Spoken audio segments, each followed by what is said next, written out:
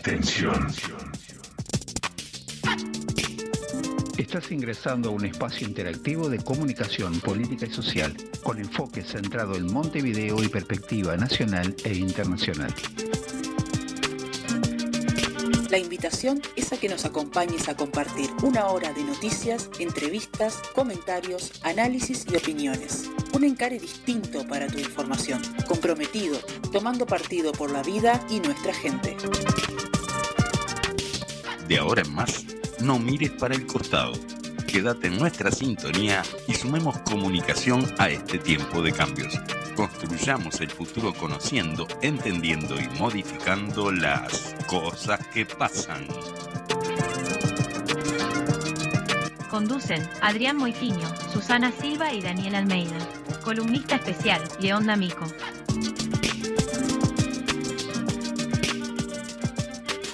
Muy buenos días, audiencia. ¿Qué tal? Bienvenidos, bienvenida también bienvenido Adrián a este programa número 6 de Cosas que Pasan. Casi. Ahora digo del martes, es lo único que me falta, ¿verdad? ¿Cómo están?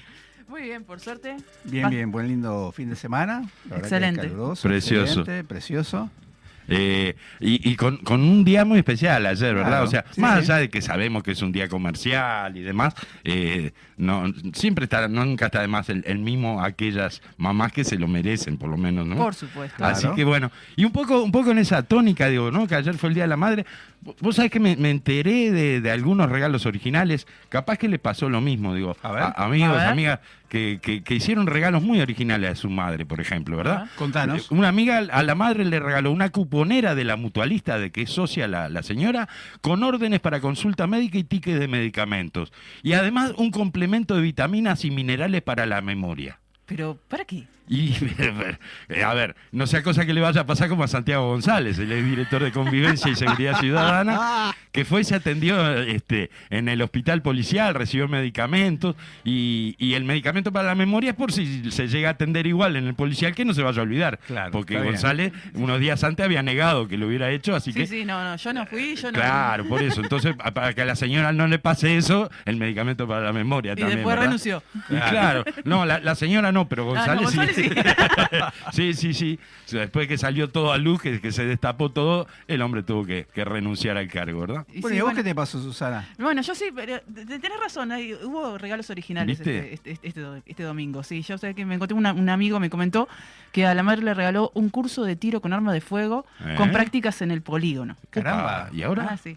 No, para que no le pase como a Gandini, que le salió el tiro por la culata, hizo armar una comisión investigadora en el Parlamento para denunciar supuestos usos irregulares del hospital policial, que me hiciste acordar cuando le contaste, Claro. durante los gobiernos anteriores, y hasta ahora el resultado es que por este mismo motivo tuvieron que renunciar 2 jerarcas de este gobierno. Ah, sí. El exdirector general de la Secretaría del Ministerio del Interior, Luis Calabria, y en agosto del año pasado, y ahora Santiago González. Así que sí, que no le vaya a salir tiro por la culata Por porque eso, es no, bravísimo. va a Está muy bien practicar. que practique la doña, sí. Es Che, ¿y increíble vos, esto, Adrián, ¿no? tenés alguna? Bueno, sí, tengo una amiga que le regaló a su mamá una caja grande de Ricarditos, Mirá, Oh. seguro. atendiendo la cuestión como viene. Seguro. Y el motivo es bastante claro, porque fue muy comentado en estos días que no se fabrica más esta tradicional golosina uruguaya, que tuvo años Sí, en el mercado, que Si pasó por habremos- generación tras Sí, generación. Si habremos comido Si Ricardito, habremos ¿verdad? comido Ricardito. Claro, la Qué rico. contentura de esta mujer es increíble, Me ¿no? La verdad que sí. imagino. Sí. Fueron despedidos por Grupo Bimbo Uruguay a raíz del cierre de las actividades de esta planta chocolatera. Ah, los trabajadores de Ricard, exactamente. Sí, Sí, por eso no se 62 fabrica más. Claro, 62 sí. trabajadores de Ricard que fueron despedidos, exactamente. Exactamente. Sí. Y Bueno. y tanto es así que digo, tan de improviso los tomó la resolución que se enteraron recién el martes pasado de que ya no iban a trabajar más cerraba. prácticamente. Exacto, Sí, que cerraba, ¿no?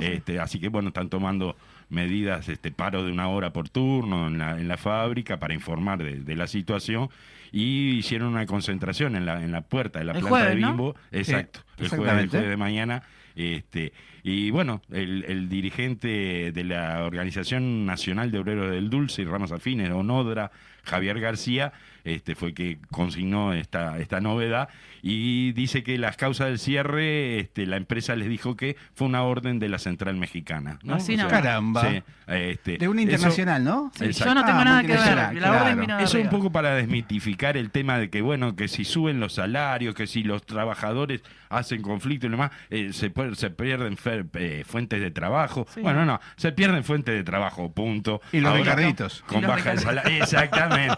Así que, bueno, la mamá de tu amiga entonces quedó loca Con la una vida, tristeza contentísima. profunda, la Pero verdad con que la sí. caja de Ricardito. Ah, ahora, bueno, ¿eh? sí, la última Ahí que va, quedó. Ahí va. No me Así digas que tenés un primo también que está en estas cosas, Daniel.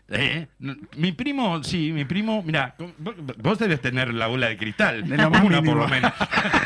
Conocemos a tu familia, me parece. Gracias. Claro, vos sabés que sí, que mi primo le regaló a mi tía, o sea, a su madre, un bidón de 5 litros que lo tenía lleno con agua de la canilla, pero hacía como 3 meses. Bueno, es un logro. Sí, No, lo tenía ay, por cualquier claro. emergencia Claro. que Sí, se corta el agua bueno, en tu mi casa, abue- viste que todos tenemos de repente Sí, mi alguna... abuela tenía una botella Ahí de va. 2 litros y medio Bueno. o una jarrita de agua, siempre por si se cortaba el agua para... Claro. De agua bebible. De agua, sí, de agua de la canilla era. Era No, pot- pero digo- no, en esa época era potable. Sí, sí, Ah, sí. también. Claro. Ah, qué bueno. Hace como 3 meses y lo Hasta tenía meses mi atrás, primo. Aparte de bebible, potable. Claro. Es una joya. Eso sí que es una joya. Y bueno, tenía ese bidón de 5 litros lleno y se lo regaló a mi tía. Un generoso, te digo, Sí, la verdad, tremendo. no cualquiera. Pero no sabe cómo estaba mi tía. Estaba como gurí chico que le regalan una bicicleta en Reyes, ¿viste?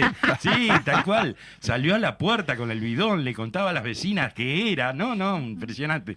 Cada tanto se servía un vasito chiquitito y lo saboreaba. Pero lo tiene que Estaba- racionar eso. Estaba ahora. como loca. O sea que decía, ya ni me acordaba lo rica que era el agua sin sal, decía la vieja. Una cosa- No, estaba como loca. No podía más de felicidad. Sí, ahora lo va a tener que racionar eso porque la intendenta de Montevideo, Carolina Cose, dijo que este Opa, caramba. sábado, que en conferencia de prensa dijo que de acuerdo a la información que le fue proporcionada por OCE, la ciudad dejaría de tener agua en condiciones de potabilidad en el entorno de los próximos 30 días. Ah, mira, está bárbaro. Le va a tener que durar esos 5 litros. Sí, Lo sí. va a tener que hacer. Igual ya anunció la que hacer intendencia, rendir. anunció la intendencia que va a pedirle al Sistema Nacional de Emergencias, el SINAE, ¿Al que SINAE? emita una alerta a la población. Porque Sí, eso- sí, no, es que la verdad, hablando en serio sobre esto, digo, está muy complicado el panorama, de verdad que sí.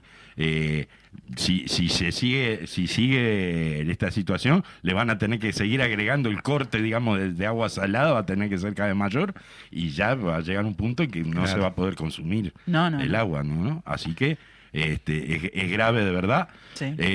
Hablamos, como ya lo dijimos Además más de una que- vez, que hablamos de imprevisiones, hablamos de que no se tomaron medidas a tiempo, pero bueno, la situación hoy es esta y se siguen sin tomar muchas medidas, quiero No, decir, no, tampoco, tampoco. ¿no? Sí, Por lo sí. menos racionar el consumo, no sé, digo. El otro día estaba averiguando los filtros, porque en casa usamos mucho los filtros. Ujú. Los No. que son para este tipo de agua, o sea, que hay que filtrar el sodio, Hay sale un ojo de la cara. Sí, claro. hay solo, mirá, de las embotelladoras de agua, hay solo 2 o 3, creo ahora, que tienen ese tipo de filtros industriales Sí, sí. que se llaman de ósmosis inversa, que son los que filtran la sal, el cloro, el sodio, así que ni siquiera todas las aguas embotelladas No, están no. exentas de sal porque sus plantas Claro. no filtran eso, digamos, filtran Claro. impurezas, otro tipo de cosas, pero no A mí eso. me preocupa lo que pase con la Coca-Cola. Sí, pero Porque la Coca-Cola va a cambiar de sabor. no, la y no vamos Coca-Cola. a poder ¿sabés lo que- argumentar. ¿Sabés qué? No, yo no quería hacerle publicidad, pero digo, es una de Tiene las razón. que tiene, Es una de las es que una de tiene. las que tienen ese filtro de ósmosis inversa, o sea que el agua de ellos creo que es vital, si no me equivoco. Sí, no sé, ni idea. A ver si Ni nos idea. mandan algunas botellitas, digo, ¿no? Por Ni este idea. chivo que le estamos pasando. No. ¿Cómo no? Ya lo Por favor. nombramos, Ya ya está. lo nombramos, a ver si se ponen con algún regalito de agua, ¿no? Así que bueno, es una de justamente de las pocas que no contienen Claro. sodio ni O cloro. sea, como dijo la ministra, vamos a seguir comprando Coca-Cola entonces. Claro, podemos seguir derrochando Podemos seguir Coca-Cola, comprando Coca-Cola. dijo la estanciera, ¿no? Sí. la vicepresidenta de OCE, Vicepresidenta de OCE, sí. sí. Que hay que dejar de comprar Coca-Cola y No, comprar no. alguna agua. Obvio, uno compra todos los días, ¿no? O sea, yo compro las fundas de Coca-Cola todos los días, las tengo en Claro. mi casa por las dudas, por si Sí, me sí. tengo que bañar de apuro y no tengo agua. Es así, vio cómo es. No, uno... Hablando de cosas que pasan, Sí. uno recuerda, ¿no? Nuestro país es uno de los países que creó las UPA, ¿no? Las unidades ¡Upa! de potabilizadoras de agua. ¡Upa! ¿No? Ah. Que se exportaron a distintos lugares Claro. del mundo para poder potabilizar el agua, ¿no? Sí, en zonas de conflictos bélicos, Por ejemplo, zonas- sí. Es verdad. Bueno, capaz que tenemos que utilizarlas acá. No Y vaya a saber sí, y las sí. medidas que se planteen, ¿no? Es que no se sabe cómo va a devenir esto. No se prevén lluvias abundantes, por lo menos en el corto en los plazo. próximos meses. Así que bueno, se verá. Yo por las se verá dudas cómo- a los perros ya les dejé un balde que recoja agua de lluvia para que tomen, porque se me están deshidratando, por Sí, lo que pasa es que justamente no está lloviendo demasiado. Exacto, no. Mis perros tienen su recipiente a la intemperie, o sea que si llueve se llena, pero no está sucediendo. No. Así que es más, te digo que pobrecito a uno de ellos le había dado, la semana pasada le había dado como una diarreíta bastante importante. Sí. Yo los gatos los tengo todos. Y leí por ahí que podía ser, que Sí, podía sí. tener que ver con esto de, Sí. de la salinidad del agua. Afecta. Así que Sí, Afecta a los animales. lo que llovió la madrugada de sábado no alcanzó para nada. no, por favor, por O sea, sí supuesto. pasa. Así que bueno. Arranqué mi cumpleaños con Hay que con hacer lluvia. recolectores hídricos. Ujú, exactamente. Sí.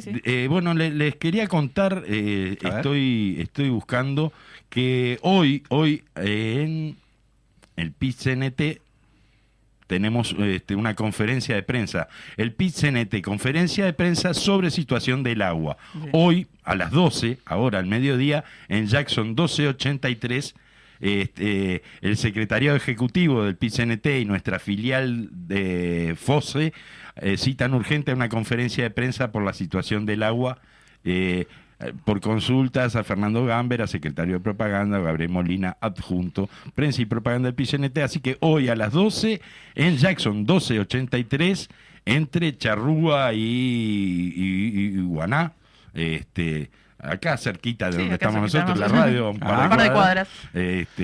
A las 12 horas entonces la conferencia de prensa sobre la situación del agua. Bien. Teníamos otra Sí. cuestión de cartelera, ¿vos la tenés a Sí, mano? hoy, Sí. lunes 15, seguridad y convivencia en torno a los liceos y barrios de la zona. 19 horas se hace la actividad en la Casa de Vecinos General Flores 5171. Los municipios de... Exacto, convocan vecinos, padres, docentes para reflexionar y buscar soluciones en torno al tema de la intersocial del D. Perfecto. Muy bien. Bueno, así que cumplido todo esto, vamos a ir a la grabación una vez más de la columna Apunte de nuestra historia Bien. a cargo de nuestro querido León D'Amico. Muy bien. Así que ya saludamos a Fede Lima, que está ahí en los controles, y le pedimos a Fede entonces que nos mande el audio.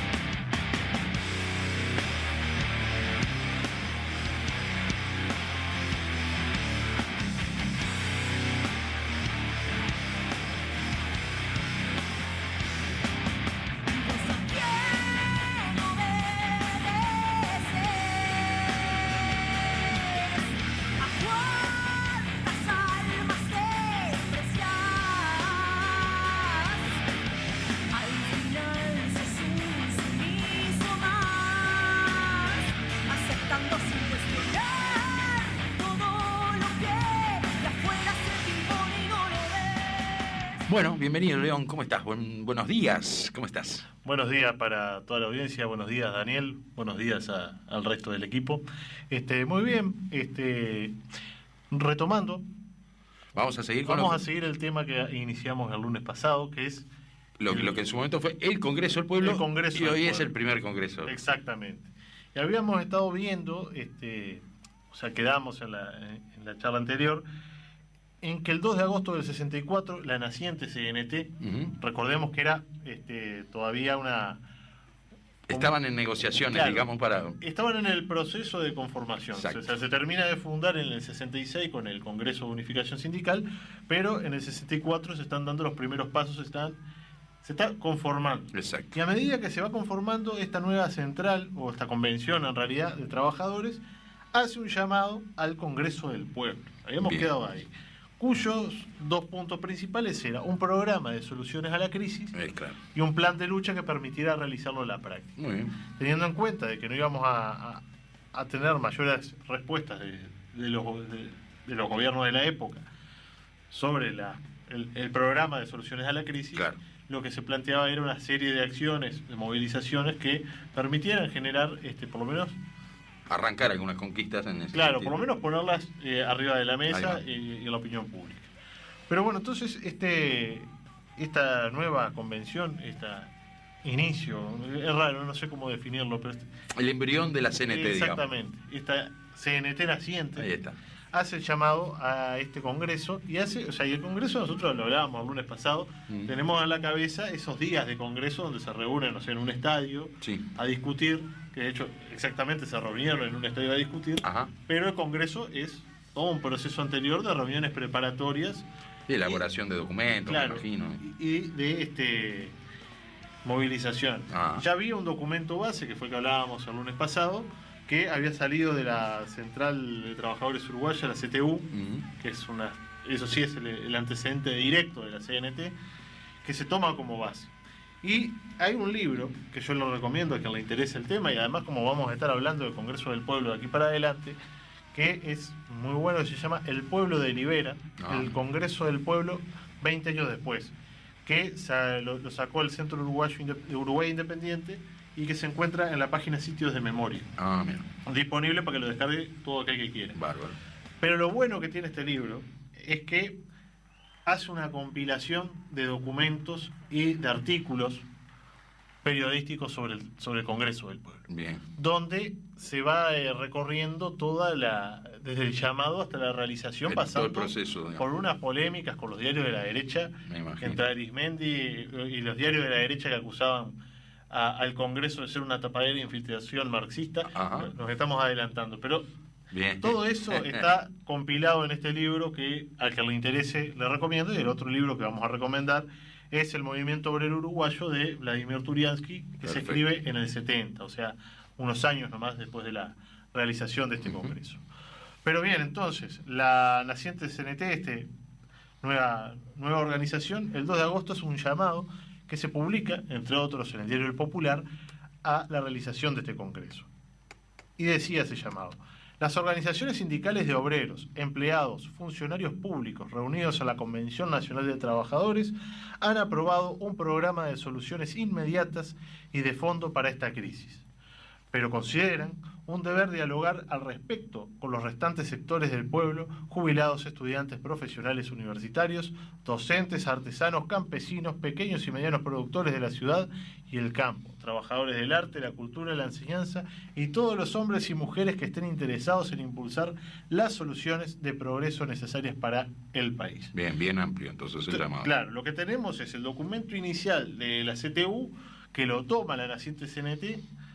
Este documento programa lo que llama la CNT es, si lo estrechamos en una discusión entre sindicatos, puede sonar muy lindo, pero no va a tener la base social, digamos, de apoyo. No solo suficiente. La base social de apoyo que lo impulse, sino también gente que se haga, que forme parte, que se haga carne. Que lo pelee, digamos. Claro, entonces se abre la cancha a todas las organizaciones sociales, diríamos hoy, a que se sumen a la discusión y al aporte de soluciones que el Uruguay necesitaba, bien como decía el documento. Perfecto. Lo que buscaba era la mayor amplitud posible e incorporar más pueblo organizado. Ahí va. En el entendido, y hoy también se está dando la discusión, que si esto es algo estrecho, que reúne solo lo mismo de siempre, no va a tener el impulso que nosotros esperamos darle a un acontecimiento como este. Y sigue el llamado que dice que a través de la conjunción de las fuerzas expresadas en este Congreso del Pueblo será posible promover un cambio sustancial por medio de una justa distribución de la tierra, un mejor aprovechamiento y defensa de las grandes riquezas naturales a través de la producción intensiva y una industrialización integral de lanas, carnes, cueros y en general productos de la tierra y del mar. La creación por esta vía de nuevas fuentes de trabajo que traiga más bienestar al pueblo y saque al país de su condición de subdesarrollo. Y así sigue. Entonces estamos viendo que están armando, podríamos llamarle, un programa de gobierno. Claro. O sea, estamos, ya lo hablamos el lunes pasado, pero lo vamos a volver a repetir varias veces, en un momento que los partidos tradicionales están agotados. Seguro. En cuanto a su capacidad de dar respuesta a los problemas de la gente. ¿No? Porque estamos aquello aquello lo hablamos un montón de veces de los lemas. Sí, la ley de lemas que se juntaban. Los caudillos, la mar en coche, y la imposibilidad de presentar un programa que a la postre le pueda quitar votos, entonces se quedaban más o menos haciendo la plancha y después le irían piloteando como pudieran. Exacto, de acuerdo a sus correlaciones de fuerza interna también, ¿no? Y en realidad después terminaban gobernando según lo que mandaba el Fondo Monetario Internacional y la oligarquía criolla. Sí. En concreto, lo que planteaba este llamado era la defensa del desarrollo, la defensa y el desarrollo de las fuentes de trabajo, la defensa de la marina mercante, generar entes del Estado que pudieran generar, proteger y utilizar las riquezas naturales en como función ser una suerte de entes testigos, podríamos decirle. Hablando de llevar adelante una reforma agraria y sancionar una ley, que esto es importante, que estaba como ahí cajonada para la expropiación de los latifundios de Silva y Rosas en Artigas para los cañeros de Utah, que era algo como que estaba ahí medio al salir, pero viste eso, no hay nada mejor para cajonear un proyecto que mandarlo a una comisión. Bueno, si algo querés que no salga. Dentro de estas cuestiones estaba lo de la expropiación de tierra. Se hablaba de la anulación de los contratos petroleros, por ejemplo, o que el estanco del tabaco, esto es muy raro hablarlo de hoy, el estanco, o sea, la producción de tabaco. Sí. En realidad el Uruguay no produce tabaco, pero el acopio del tabaco estuviera en manos de ANCAP, y comerciar con todos los países del mundo. Que esto es muy importante, y esto... En esa época, posguerra fría, digamos. En Guerra Fría. Todavía en Guerra Fría, seguro. En medio de la Guerra Fría, la parte más caliente de la Guerra Fría, el oxímoron. Se comerciaba con quien mandaba a Estados Unidos. Y aquello, que después algún oyente más avispado le puede sonar, un comercio exterior soberano o independiente, lo va a tomar el Frente Amplio. Muchas de estas cosas las va a tomar el Frente Amplio en su propio primer programa para el 71. Después llamaba a tema de los salarios mínimos nacionales, etcétera, o sea, generar las condiciones para que la inflación, que era galopante en estos años, no se comiera los aumentos salariales. Y estaba viendo, y esto lo vamos a nombrar porque es bastante jocoso hoy por hoy, se planteaba la derogación de la ley de autos baratos. Mira. ¿Vos tenés idea que era eso? No, sinceramente no. Seguramente estaba naciendo yo por ahí, tenía un añito yo. Claro, bueno, pero podés haberlo escuchado alguna vez. No.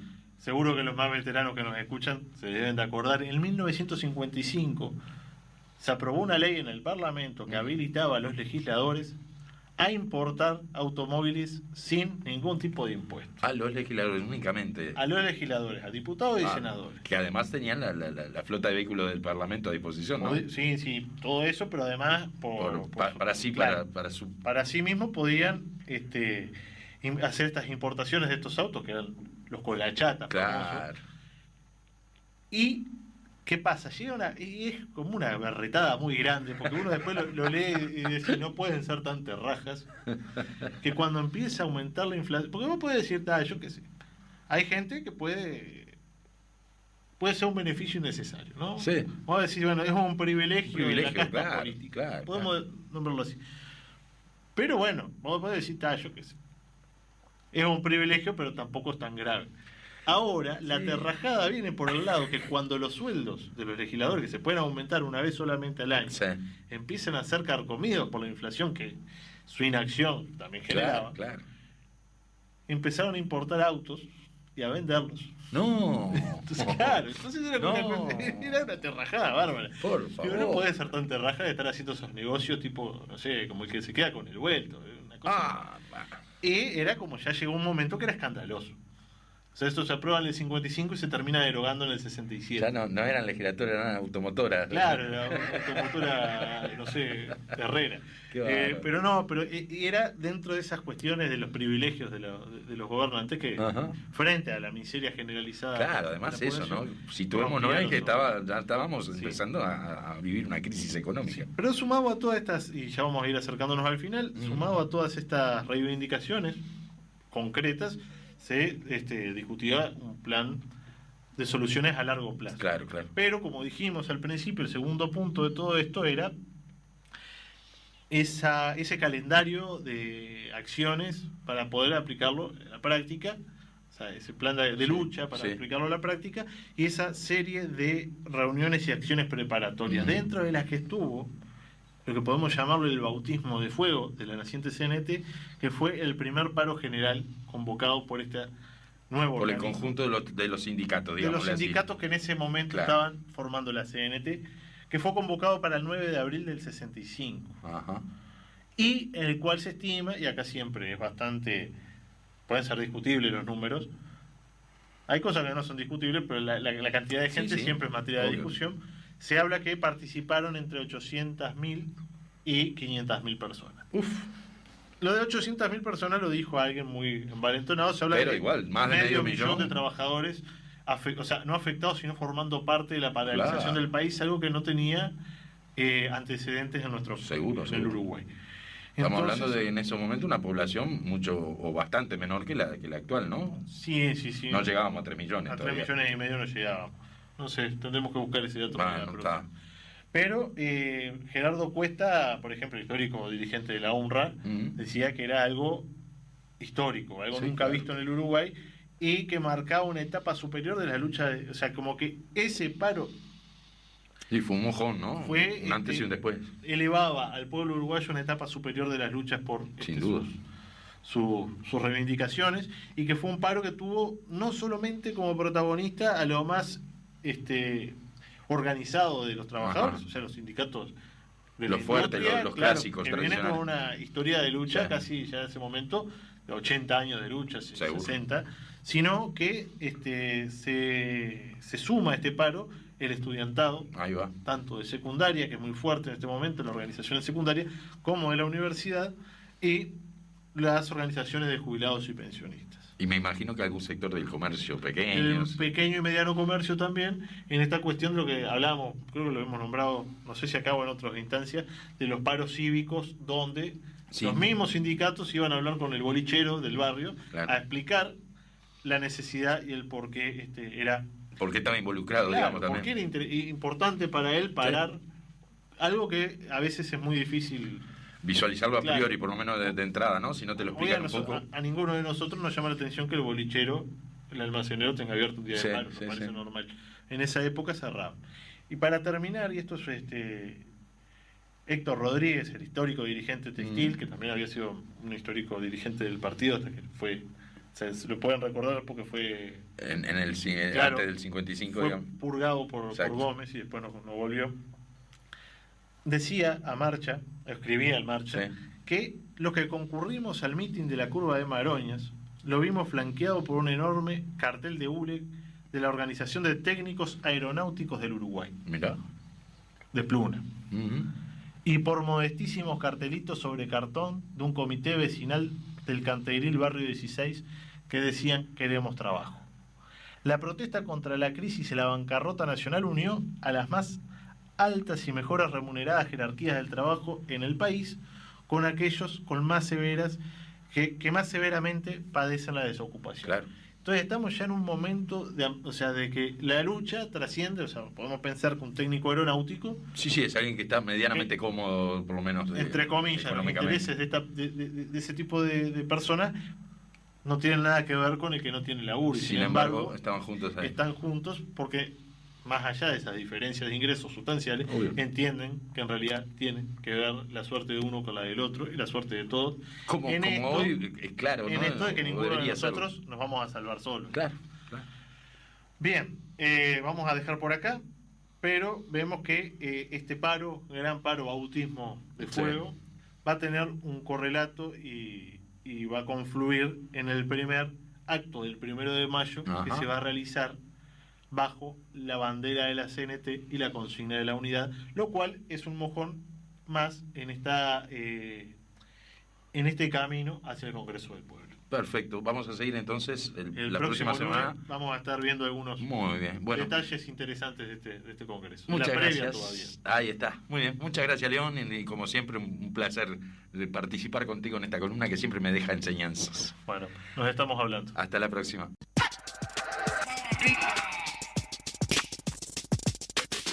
Bueno, volvemos en la segunda parte de este programa número 6.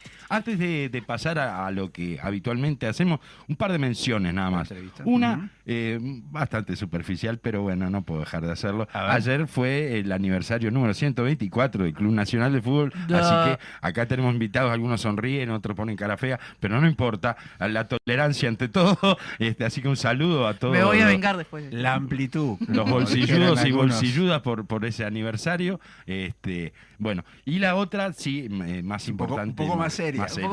Que este sábado a las 19 horas, sábado 20, es una nueva marcha del silencio, ¿verdad? Exactamente. Y bueno, desde acá también convocar a toda nuestra audiencia a formar parte de esa marcha tan tradicional, tan característica y tan sentida, ¿verdad? Multitudinaria, ¿no? Como siempre. Exactamente. Así que así tiene que ser. Este sábado, entonces, no se olviden, 19 horas, en Fernández Crespo y 18, ahí de donde surge, de donde parte siempre la marcha. Sí, Rivera Jackson. Rivera Jackson, ¿no? Bueno, sí, pero porque bien. sale del lado de Jackson, sí, está bien. Pero bueno, después marchamos por 18 de julio. Bien. Muy bien. Bueno, ahora sí, vamos a lo que habitualmente tenemos para esta segunda parte, que es la entrevista central. Contanos, Adrián, de qué se trata. Bueno, hoy vamos a conversar sobre la situación marítima, de la Marina Mercante hoy. Bien. Y contamos con la presencia de Mauro Rivero, secretario general del sector mercante del SUDMA, y Pablo Pires, prosecretario del mismo sector. Ahí está, muy bien. Así Bueno, bienvenidos. ¿Qué tal? ¿Cómo están? Gracias por acompañarnos. Un poco, queríamos justamente tener un panorama de qué está pasando con la Marina Mercante en este momento, y qué mejor que ustedes para ponernos al tanto un poco de eso, ¿verdad? Sí, primero que nada agradecerles por la invitación. Desde hace un tiempo que ya venimos preparando documentos de cara a lo que va a ser el tercer Congreso del Pueblo, en donde, bueno, para nosotros es una instancia que es fundamental para poder plantear las problemáticas que tiene nuestro país en torno a la Marina Mercante, y por eso es bueno que empezamos a analizar lo que le está sucediendo al país en torno a la Marina Mercante. Uh-huh. Actualmente nuestro país en flete marítimo paga 830 millones de dólares anualmente. Ajá. Entonces, esta cantidad... no poco, ¿verdad? No, supera el 1% del PBI. Ajá. Y, o sea, que la Marina Mercante está más viva que nunca. Claro. ¿No? Pero en cuanto a la Marina Mercante de pabellón nacional, está agonizando. Ajá. Entonces, pagan los capitales uruguayos, las empresas uruguayas, pagan, pero se le paga siempre a empresas extranjeras, a multinacionales. Claro. Entonces, ese es uno de los problemas que nosotros vemos, de cómo logramos de que vuelvan los buques de ultramar. Que en su momento, era un sector importante, ¿verdad? Los buques de bandera nacional no era poco lo que hubo en alguna época en el país, ¿verdad? Sí, así es. Había, de hecho, mismo de la ANP, seguro, había buques de carga general en donde transportaban, mercaderías para el país, y está la ley vigente, pero que actualmente no se usa, de reserva de carga, claro, que lo que hacía era que los buques que estuviesen en distintas partes del mundo puedan traer mercadería para Uruguay y también tenían prioridad para llevar la mercadería de Uruguay los buques de pabellón nacional. Hoy prácticamente no existen, entonces. Hoy prácticamente queda algo muy poco de cabotaje. Ajá. Ahora también íbamos a hablar del tema de cabotaje, mencionarlo. Ajá. De ultramar ya se perdieron en la década de los 90, en el gobierno de la calle. Del árbol, se perdieron los últimos buques de ultramar. Y actualmente se están perdiendo los últimos que hay de cabotaje. Entonces la situación es compleja, pero nosotros entendemos de que tiene potencial de crecimiento. Ajá. El tema es cómo trabajamos para que eso se revierta, claro, ¿no? Porque no hay un interés desde este gobierno, mucho menos, pero a veces falta un interés general de todo lo que tiene que ver con lo marítimo. Sí, es un tema que increíblemente, digo, ¿no? O sea, que tenemos un país costero, digo, estamos de espaldas al mar en general, digo, ¿no? Sí, eso es lo que decimos nosotros habitualmente en el sindicato y los ámbitos de discusiones, que se está de espalda al mar y que se deja 2/3 de superficie de nuestro territorio en manos de, como quien dice, de multinacionales, claro, o de empresas nacionales en cuanto a lo vinculado con la pesca, en pocas empresas nacionales que también la flota pesquera actualmente se está viendo reducida, cada vez se pesca menos, claro. Hay grandes problemas estructurales de lo que es el complejo pesquero en sí. Entonces, los problemas que tenemos sin voluntad política no son posibles. Seguro. No se solucionan, no tienen solución. Ustedes tienen, me imagino que deben tener ya estudios de repente y hasta propuestas sobre el tema, digo, sobre cómo reflotar, valga el término, digo, esta cuestión de los buques de bandera nacional en ese sentido. Sí, buenos días. Buen día, ¿cómo estás? Nosotros lo que vemos acá también es un planteamiento que hace a lo estructural, a decisiones políticas y a tratar de contrarrestar mitos que se dan, como por ejemplo que el Uruguay es un país pequeño que no puede solucionar determinados asuntos. Ajá. Uh-huh. Y nosotros sostenemos que los pueblos organizados pueden transformar todas las realidades. Esta es una. El comercio mundial y los poderes hegemónicos han concentrado de tal manera el manejo de la marina mercante a nivel internacional que hoy se puede decir que pools de 4 o 5 compañías grandes manejan el comercio del planeta. Uh-huh. Nosotros la propuesta que tenemos en concreto para empezar a contrarrestar eso es una visión de la integración regional más profunda de lo que hasta ahora se ha trabajado. Bien. Y el impulso a través de las relaciones que tenemos en principio con el Mercosur, estamos estudiando la propuesta de una bandera común, una bandera Mercosur, mira, que puede ser más ampliada, ajá, para poder trabajar a nivel internacional con, digamos, sectores del mercado que nos permitan ser sustentables en esa materia. Claro, porque digo, a ver, de repente vos lo decías, digo, el Uruguay es pequeño, pero bueno, no es un impedimento en la medida que aparezcan estas ideas, estas soluciones. Claro. En conjunto, digo, ya es otro el cantar, digo, ¿no? O sea, con América Latina, con el Mercosur, por lo menos. Pero hay que tener en cuenta también que el Uruguay, siendo pequeño, tiene un planteamiento que, si nosotros consideramos que tiene razón de ser como república, uh-huh, tiene que mantener aspectos de soberanía sobre algunos índices, por lo menos, claro, de lo que es el manejo de nuestra producción. Claro. Internamente, hoy estamos hablando de lo que es los problemas del agua, los problemas de los ríos, los problemas de cómo cuidamos nosotros nuestro territorio, nuestra tierra, nuestro aire y nuestra agua. Claro.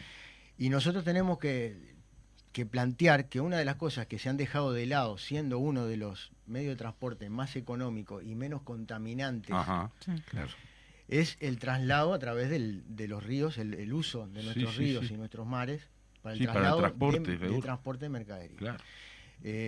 Hay intereses económicos clarísimos acá, obviamente, que están en juego, y nosotros no estamos en contra del trabajo de otros sectores. De hecho, uh-huh, coordinamos con los compañeros de los sindicatos de otros sectores del transporte y estamos elaborando propuestas en ese sentido, porque el transporte multimodal implica todas las formas de transporte, seguro, que se complementan y no, seguro, luchan entre ellos. Exacto. Hay espacio para trabajar en todos los sin ámbitos. Duda, sí. Pero el marítimo ha sido por intereses grandes especialmente golpeado, uh-huh, especialmente dejado de lado. Pero además no es que no se utilice, digamos, lo que estamos hablando es que lo explotan y lo utilizan y se benefician grandes empresas multinacionales en vez de ser el propio país el que aproveche sus recursos, y además por un tema de soberanía, ¿verdad? No es lo mismo que el transporte lo maneje una empresa con sede en Suiza, digo, que sea manejado por empresas nacionales, ¿no? Pero además no solo los costos que implica los fletes para nuestra producción, hablamos de competitividad y hoy los economistas se llenan la boca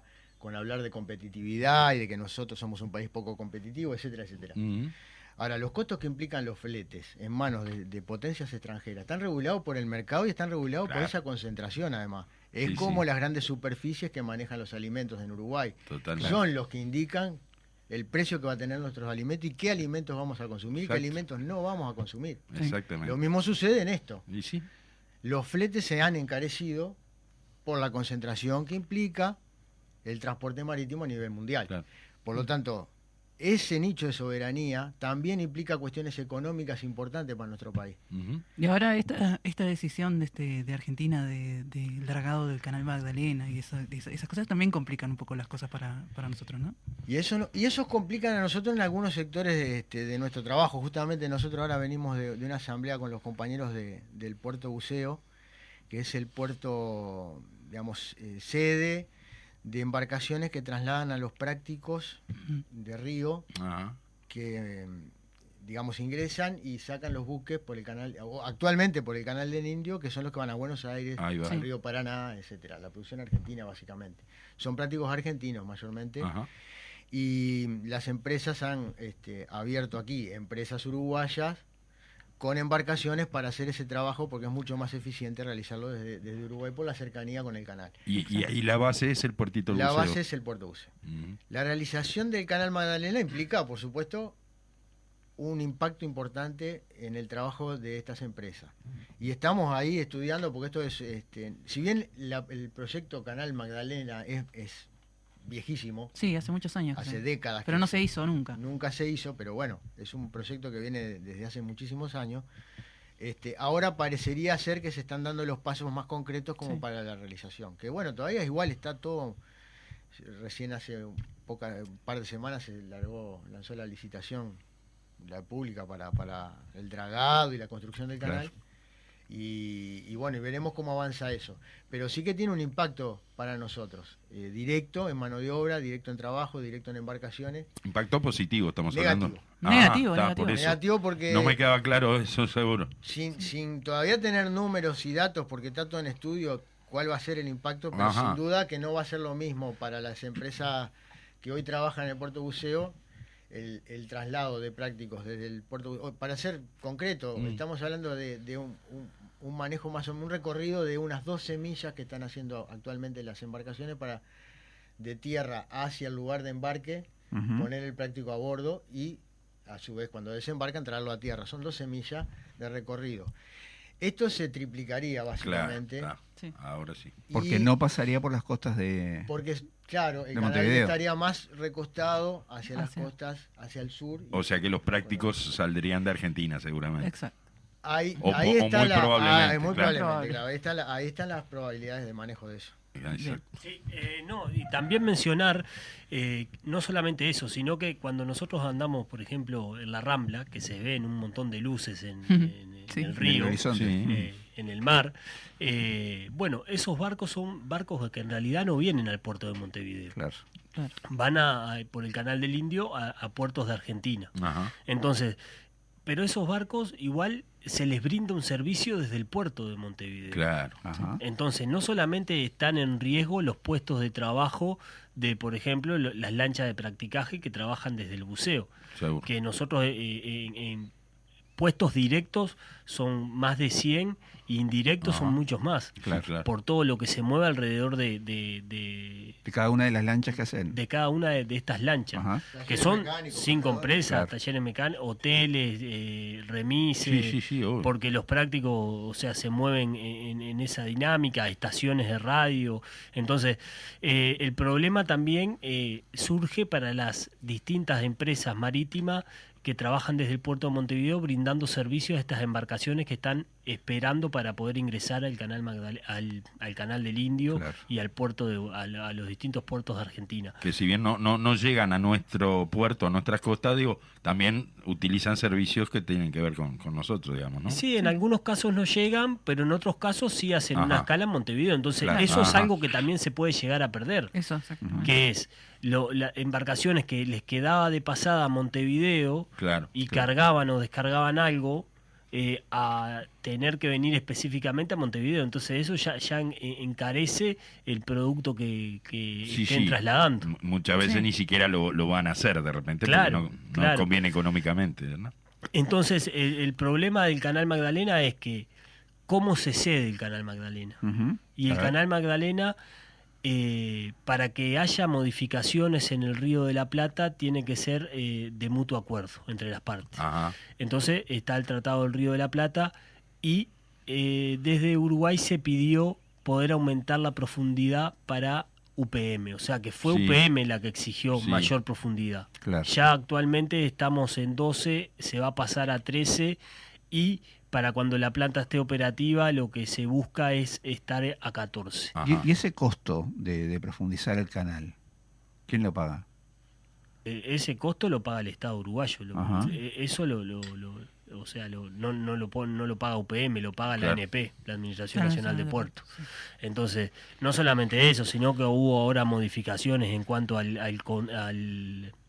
la entrega del puerto de la terminal especializada Sí, de de contenedores, Catugnatí, sí. que Ujú. también ese dragado corría por parte de Catugnatí y ahora ya no corre más por Claro. parte de Catugnatí, ahora también lo tiene que hacer el Estado. En el convenio ese se le regalaron la concesión por 60 años, incluye también eso. Incluye dejan eso de pagar también, esto que pagaban. de Bien. que el Y Estado lo se- pagamos nosotros. Claro, de que el Estado se tenga que hacer Qué bueno. cargo de ese dragado. Entonces, el problema es que se le cedió por parte de Argentina esa posibilidad a que el puerto de Montevideo tuviese más profundidad Ujú. para barcos de mayor calado y Montevideo se dio el canal Magdalena. Claro. Pero el tema es que de lo que nosotros planteamos es, bueno, está bien que los puertos se desarrollen y que por una cuestión del desarrollo que se ha dado en la marina mercante, los barcos que tengan que venir a los puertos sean más grandes. Claro. Pero Sí, lo que sí. nosotros decimos es, tengan en cuenta a los marinos uruguayos. Ujú. Claro. Porque en la escuela naval, por un lado la escuela naval y por el otro lado la UTU marítima, se forman trabajadores, Claro. hay estudiantes y después nos tienen dónde trabajar. Claro. Claro. Entonces, además de ser un tema de soberanía también, entonces lo que planteamos es, bueno, que en los barcos que se llevan la celulosa del país pueda haber trabajadores uruguayos. Seguro. Entonces, estos son alrededor de 40 viajes que se hacen anualmente, solamente con la segunda planta UPM, que se van a hacer Ahí anualmente va. y que implica como mínimo 4 o 5 barcos. Entonces, esta es una buena posibilidad que nosotros la ponemos siempre arriba de la mesa para que vuelvan los buques de ultramar con pabellón nacional Claro. y de estabilizar los puestos que se pueden llegar a perder por el Canal Magdalena. Y bueno, el Canal Magdalena se cedió por eso. Entonces, es un planteo que obviamente que desde el gobierno no se acepta, ni se le pone ningún tipo de condición a UPM, porque el acuerdo, dicen eso que ya está, pero lo que nosotros planteamos es que haya un desarrollo, que haya un fomento de la marina mercante Claro, claro. y de la pesca en donde se generen trabajo para los marinos uruguayos. Sí, sí, que no todo quede al libre mercado, digamos, en donde seguramente, digo, para nosotros sea difícil competir con otros monstruos, ¿verdad? Entonces, digo, que haya por parte del Estado, digamos, alguna protección Un hacia equilibrio. nuestra soberanía, a nuestros trabajadores, como vos decías, digo, o sea, se impone. Difícilmente que suceda en este gobierno, ¿verdad? Sí, no, es difícil y además no solamente eso. El 1 de marzo del 2020 el gobierno anunció en el discurso que dio el presidente en el Parlamento de que iba a haber cambios en la hidrovía del río Uruguay, Ajá. que iba a haber mayor profundización, que iba a haber dragado y eso no se cumplió en nada. De hecho, no solamente eso, nosotros hoy no nos podemos ir de acá sin mencionar el caso del Expreso del Plata, que es A el ver. buque que trabajó desde Juan Lacase a Buenos Aires, que fue creado específicamente para ese puerto. Ajá. Entonces, ese buque que tiene un costo de $13 millones, que en su momento solicitaron la posibilidad de hacer el préstamo con el Banco República, al final lo hizo un banco de Brasil, se creó específicamente para hacer Juan Lacase Buenos Aires y por cuestiones de relaciones políticas entre los países no se logró que el barco No hizo ni un viaje, creo, ¿no? O hizo algunos viajes pero un vacíos. par de viajes. Ah, no. Ah, ok. mantenía la línea, pero sin llevar en su los momento camiones. una nueva cortada de cinta, ¿no? Un acto de inauguración como nos tienen acostumbrados, pero entonces rápidamente quedó fuera de uso, digamos. Sí, está fuera de uso actualmente el barco, no llegó a durar un año, estuvo alrededor de 6 meses, transportó en total en todos los viajes que hizo 80 barcos, cuando el barco tenía que transportar cerca de 55 en cada viaje, o sea que no fue nada lo que transportó, la mayoría de los viajes sin camiones, pero desde el gobierno no se buscó ninguna alternativa ni se le planteó al gobierno argentino la posibilidad de solucionar los distintos problemas que surgían para esta embarcación, que eran las demoras en el puerto de Buenos Aires, por ejemplo.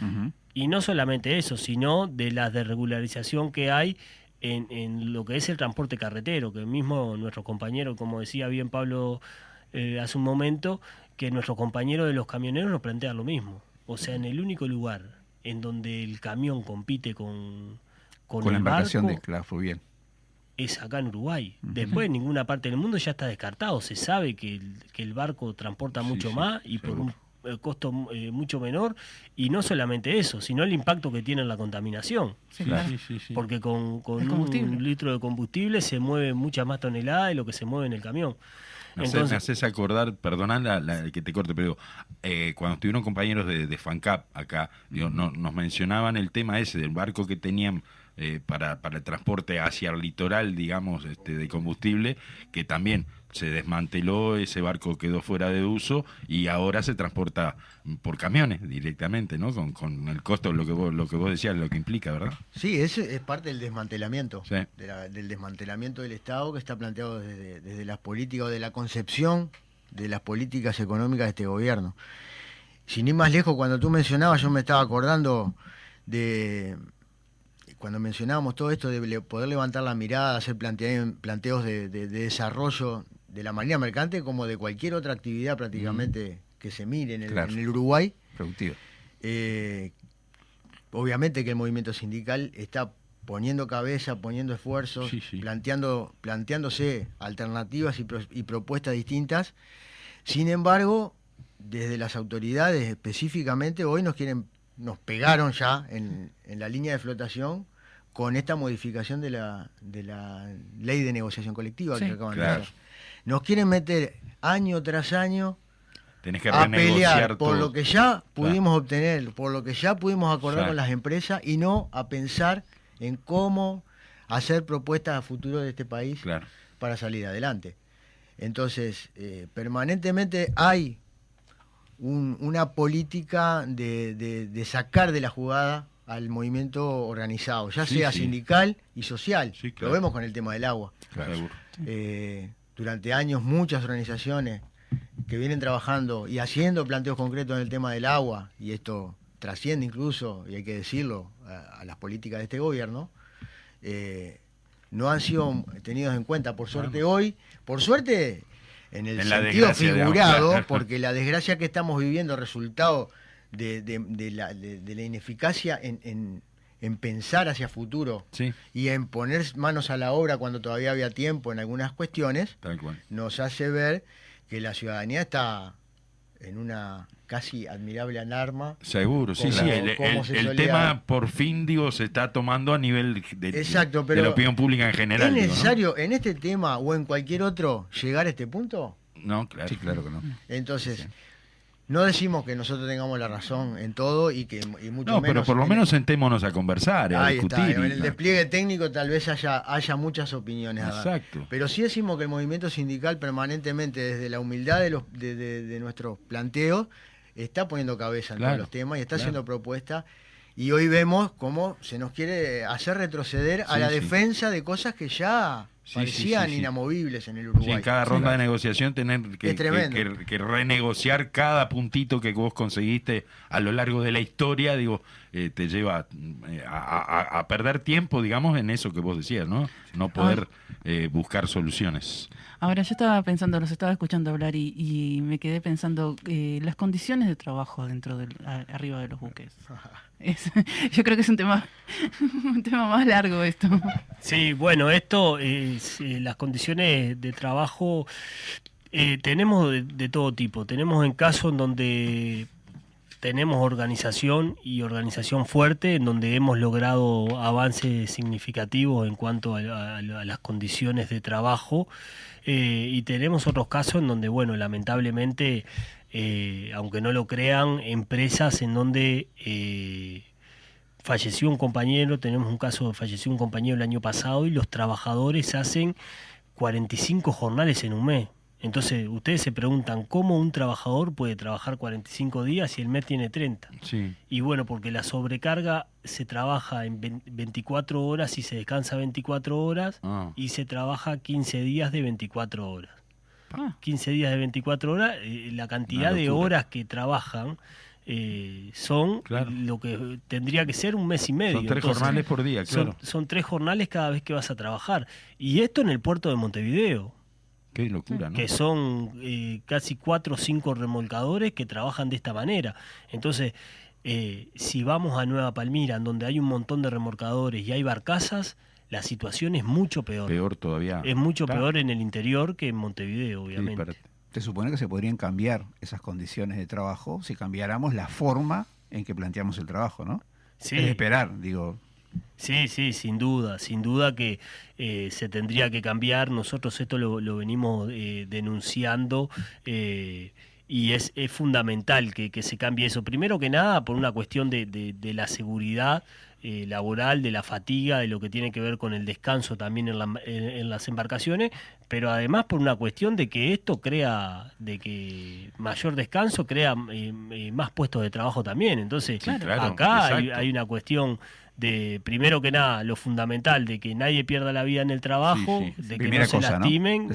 eso está fuera de discusión. Pero a la vez está sumando a la creación de empleo. El desgaste físico, sin además. duda. Hoy planteaba Pablo eso, ¿no? En realidad, el cambiar el sistema en términos generales de relacionamiento para trabajar por los canales y el flujo de barcos y la asistencia que va a haber en puerto, eso genera también condiciones que hacen que se incentive la cantidad de horas para ahorrar.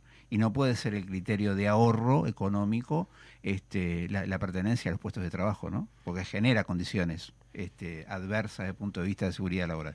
Sí, sin duda. Entonces, lo que hay que tener en cuenta también es que en cuanto al puerto de Montevideo, es que no solamente sea un puerto de Montevideo, que hoy está también en el centro del debate por todas las obras que se vienen en cuanto a Yandenul y lo que dice la Intendencia, y si habilita la modificación de esta obra que supuestamente va a ser de $500 millones o una cifra parecida, que fue al menos a lo que se comprometió Yandenul. Entonces, y la empresa Catognatí,